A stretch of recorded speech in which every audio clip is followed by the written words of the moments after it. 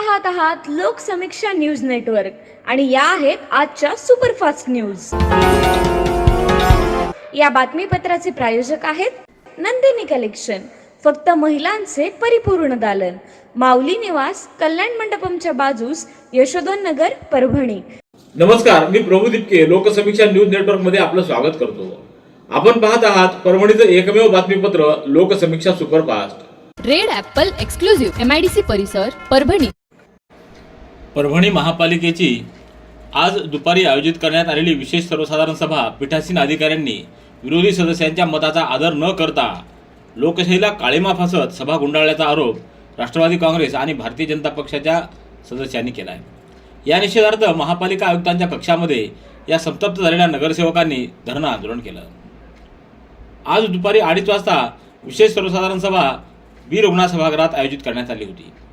या सभेमध्ये स्थायी समिती आणि विशेष समितीचे गठन असे दोन विषय पटलावर ठेवण्यात आले होते। राष्ट्रवादी काँग्रेस आणि भारतीय जनता पक्षाच्या सदस्यांनी मागणी केलेल्या विषयांवर पीठासीन अधिकाऱ्यांनी चर्चा घडवून न आणल्यानं मतांचा अनादर केला, तसंच मनपा सदस्यांना संवैधानिक पद्धतीने मिळालेल्या अधिकारापासून वंचित ठेवण्याचा प्रयत्न करून केवळ सत्ताधारी सदस्यांच्या दृष्टिकोनातून हिताचा विचार केल्याचा आरोपही या सदस्यांनी केला आहे। याविषयी महापालिका आयुक्तांना विशेष सर्वसाधारण सभा गुंडाळल्याच्या निषेधार्थ निवेदन देण्यात आले। या निवेदनावर महापालिकेचे सभासद वैशाली दैठणकर, विजयराव जामकर, अक्षय देशमुख, डॉक्टर केदार खटिंग, मिलिंद बामणीकर, सागर गंगाळे, समरीन बेगम, सय्यद फारूक, उजमा बेगम, पाशा खान, जमीला बेगम, मोहम्मद मुजम्मिल, गणेश टाक, अर्जुन सामाले, रितेश जांभड, अद्वैत सांगळे आदी सदस्यांच्या स्वाक्षऱ्या आहेत।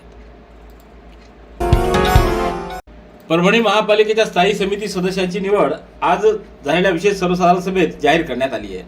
महापौर सय्यद इक्बाल, उपमहापौर गणेश देशमुख, आयुक्त नितीन नार्वेकर, नगर सचिव विकास रत्नपारखे यांच्या उपस्थितीत ही सभा संपन्न झाली।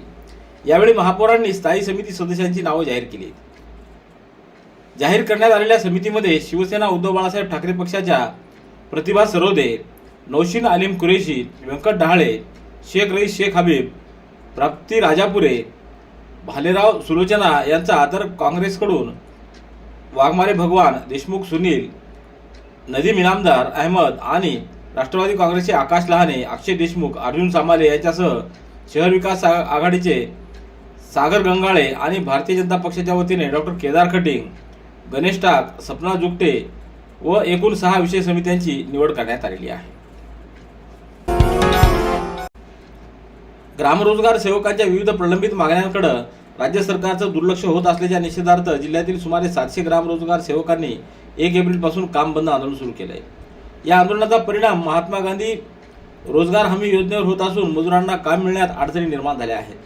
या पार्श्वभूमीवर गुरुवारी छत्रपती शिवाजी महाराज पुतळा परिसरामध्ये उपोषण मैदानात ग्रामरोजगार सेवकांनी 1 दिवसीय धरणं आंदोलन केलं। राज्याचे उपमुख्यमंत्री एकनाथ शिंदे यांनी 2 वर्षापूर्वी ग्रामरोजगार सेवकांना दरमहा 10,000 रुपये मानधन देण्याची घोषणा केली होती, मात्र अद्यापही याची अंमलबजावणी न झाल्यानं या सेवकांमध्ये नाराजी व्यक्त होतीये। सततचे दवाखाने करून कंटाळलात? आता शेवटचा उपाय। डॉक्टर गोविंद कामटे यांचे बालाजी आयुर्वेदिक निसर्गोपचार केंद्राला भेट द्या। शुगर, मूळव्याध, ॲलर्जी, सोरायसिस, गजकर्ण, दमा, लठ्ठपणा, गुडघेदुखी, कंबरदुखी, वात, गाठीचे आजार, लकवा, केस गळणे, मुतखडा, सफेद डाग यांसारख्या जुनाट आजारांवर खात्रीशीर उपचार केले जातात। दारू सोडवण्यासाठी विशेष उपचार उपलब्ध। संपर्क डॉक्टर गोविंद कामटे, आयुर्वेद विद्याविशारद, बालाजी आयुर्वेदिक निसर्गोपचार केंद्र, तलाठी कार्यालयाच्या बाजूला, वसमत रोड, परभणी।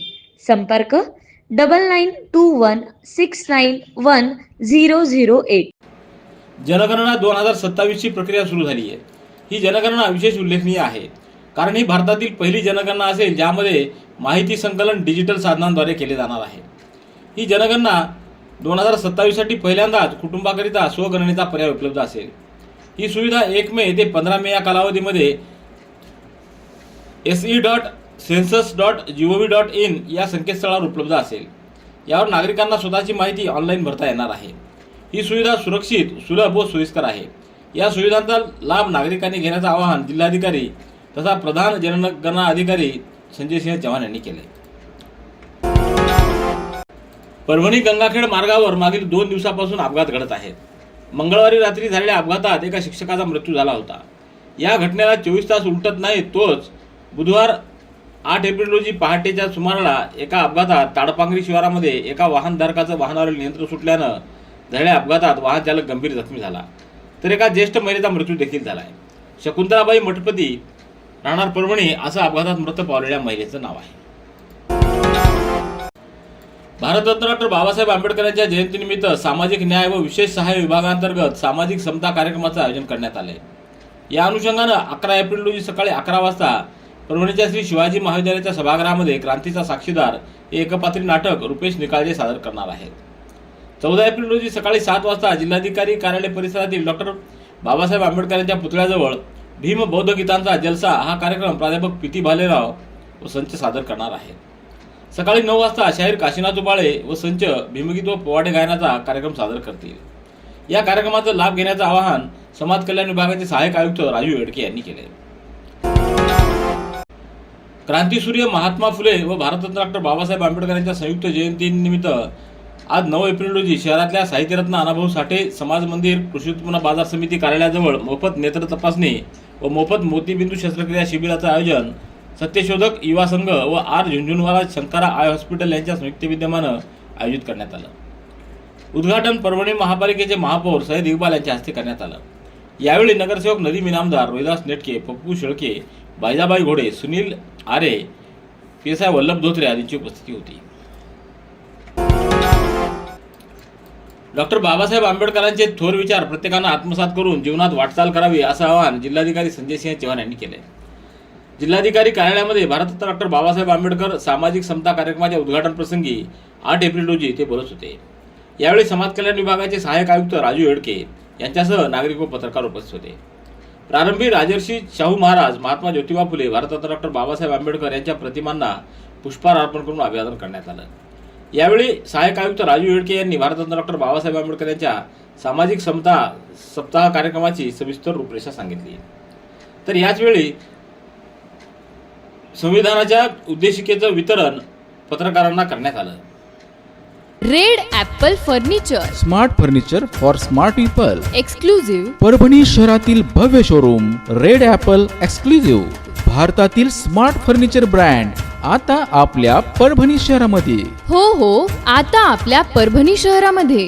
या अंतर्गत ऑफिस, बेडरूम, डायनिंग, लिव्हिंग इत्यादी प्रकारचे फर्निचर आपणास मिळेल. Bedroom set, bed, dressing table, sofa set, कपाट, डायनिंग टेबल टीपॉय आणि स्टील फर्निचर इत्यादी सर्व प्रकारचे फर्निचर तेही आकर्षक किमतीमध्ये उपलब्ध आहे. एक वेळ अवश्य भेट द्या. रेड ॲपल फर्निचर, MIDC परिसर, भारतीय स्टेट बँकेच्या जवळ, परभणी. परभणी जिल्ह्यातील विविध पोलीस ठाण्याच्या हद्दीत घडलेल्या दुचाकी चोरी व इतर गुन्ह्यांप्रकरणी रेकॉर्डवरील आणि पाहिजे असलेल्या आरोपीला स्थानिक गुन्हे शाखेच्या पथकानं गुप्त माहितीच्या आधारे ताब्यात घेतले. चौकशी दरम्यान त्याने विविध गुन्ह्यांची कबुली दिली असून त्याच्या ताब्यातून चोरीतील दुचाकी व कृषी पंप विक्रीतून आलेली रक्कम असा एकूण 75,000 रुपयाचा मुद्देमाल जप्त करण्यात आला आहे. दुचाकी चोरी व इतर गुन्ह्याच्या अनुषंगानं तपास करत असताना स्थानिक गुन्हे शाखेच्या पोलिसांनी संदीप उर्फ भोला मधुकर घोडे याला ताब्यात घेतलं. त्याच्याकडून सखोल चौकशी करण्यात आली असता त्यानं दुचाकी चोरी तसंच कृषी पंप चोरीच्या गुन्ह्यांची कबुली दिली. मानवत तालुक्यातल्या केकरजवळा केंद्रांतर्गत आयोजित करण्यात आलेली शिक्षण परिषद केंद्र प्रमुख ओम मुळे यांच्या मार्गदर्शनाखाली वजूर बुद्रुक इथं संपन्न झाली. कार्यक्रमाची सुरुवात मान्यवरांच्या हस्ते प्रतिमा पूजन आणि दीप प्रज्वलनानं करण्यात आली. यजमान शाळेचे मुख्याध्यापक श्री बोधने यांनी सर्व उपस्थितांचं स्वागत केलं. यावेळी अशोक चव्हाण, मनोज चव्हाण, सिद्धेश्वर शिंदे, अविनाश वाघमारे, सतीश चव्हाण यांच्यासह पालक आणि विद्यार्थी मोठ्या संख्येने उपस्थित होते. पूर्णा शहरातील तहसील कार्यालयासमोरील राज्य मार्ग क्रमांक 61 वर 8 एप्रिल रोजी दुपारी 3:30 वाजच्या सुमाराला एका भरधाव पिकअपनं दुचाकीवरील शिक्षकाला उडवल्याची घटना घडली. बुधवारी दुपारी 3:30च्या सुमाराला ताडकळसून पूर्णाकडे येणारे जिल्हा परिषदेचे शिक्षक बळीराम पिल्लेवाड हे दुचाकी क्रमांक MH22 AH 1282 न पूर्णा शहराकडे येत होते. दरम्यान तहसील परिसरात आले असता नांदेडकडून येणाऱ्या पिकअप क्रमांक MH22 AN 4828 न या दुचाकीला समोरासमोर जोरदार धडक दिली.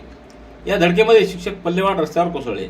अपघातात त्यांच्या उजव्या पायाचा हाड मोडला असून डोक्याला व छातीला गंभीर दुखापत झाली आहे.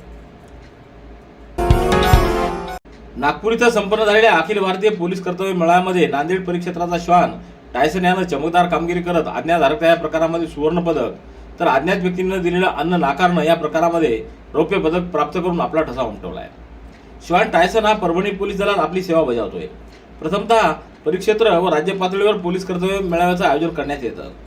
न्याय सहाय्यक विज्ञानाचा तपास कामामध्ये वापर, पोलीस फोटोग्राफी, व्हिडिओग्राफी, संगणक कौशल्य, घातपात विरोधी तपासणी, श्वान कौशल्य इत्यादी विषयात निष्णात असणारे अधिकारी, अंमलदार व श्वान पथक या स्पर्धेमध्ये सहभागी होत असतात.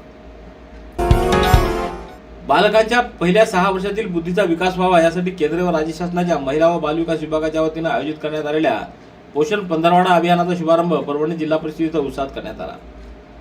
9 एप्रिल रोजी जिल्हा परिषदेच्या सभागृहामध्ये महिला व बालविकास सभापती ऐश्वर्या चव्हाण यांच्या अध्यक्षतेखाली तर अतिरिक्त मुख्य कार्यकारी अधिकारी रश्मी खांडेकर, उपमुख्य कार्यकारी अधिकारी रेखा काळम, अजय चव्हाण यांच्या उपस्थितीत पोषण पंधरवडा अभियानाचा शुभारंभ करण्यात आला. यावेळी तालुक्यातील बालविकास प्रकल्प अधिकारी, अंगणवाडी पर्यवेक्षिका, विस्तार अधिकारी, जिल्हा समन्वयक, जिल्हा सहाय्यक यांच्यासह अधिकारी व कर्मचाऱ्यांची उपस्थिती. शहर महानगरपालिकेच्या हद्दीमध्ये काही भागामध्ये स्वच्छ पाणी मिळत नसल्याच्या तक्रारी नगरसेवकांनी केल्यानंतर महापालिकेनं याची तात्काळ दखल घेत कारवाई केली आहे. या तक्रारीच्या अनुषंगानं महापालिका पाणीपुरवठा विभाग प्रमुख तन्वीर बेग यांच्या मार्गदर्शनाखाली पाणीपुरवठा अभियंता बालाजी सोनुले, दीपक दापकीकर, उपअभियंता शेख इस्माईल, सहाय्यक अभियंता अभिजित कुलकर्णी, सुधाकर देशमुख, बाळासाहेब जगताप यांच्या पथकानं संबंधित परिसराला भेट दिली. या पथकानं गोकुळनगर, मथुरानगर, यशवंतनगर या भागातील विविध घरांमधून पाण्याचे नमुने गोळा करून ते जिल्हा पाणी तपासणी प्रयोगशाळेत सादर केले. उन्हाळ्याच्या सुट्टीच्या पार्श्वभूमीवर वाढलेली प्रवाशांची गर्दी लक्षात घेऊन रेल्वेनं कोइंबतूर जयपूर कोइंबतूर दरम्यान विशेष साप्ताहिक रेल्वेगाडी चालवण्याचा निर्णय घेतला असल्याची माहिती नांदेडच्या जनसंपर्क विभागानं दिली आहे. कोइंबतूर जयपूर साप्ताहिक विशेष एक्सप्रेस ही गाडी 9 एप्रिल ते 4 जून या कालावधीत दर गुरुवारी कोइंबतूर येथून पहाटे 2:30 सुटून शनिवारी दुपारी 1:25 जयपूर इथे पोहोचणार आहे. या कालावधीत एकूण 9 फेऱ्या चालवण्यात येणार आहेत. रेड ॲपल एक्सक्लुझिव्ह MIDC परिसर परभणी. याबरोबरचे बातमीपत्र संपलं. पुन्हा भेटूया उद्याच्या सुपरफास्ट बातमीपत्रात. पाहत रहा लोकसमीक्षा. तुम्हाला हे बातमीपत्र कसं वाटलं याबद्दल आपली प्रतिक्रिया नोंदवा. दररोजचे अपडेट्स मिळवण्यासाठी लोकसमीक्षा चॅनलला सबस्क्राईब करा. धन्यवाद.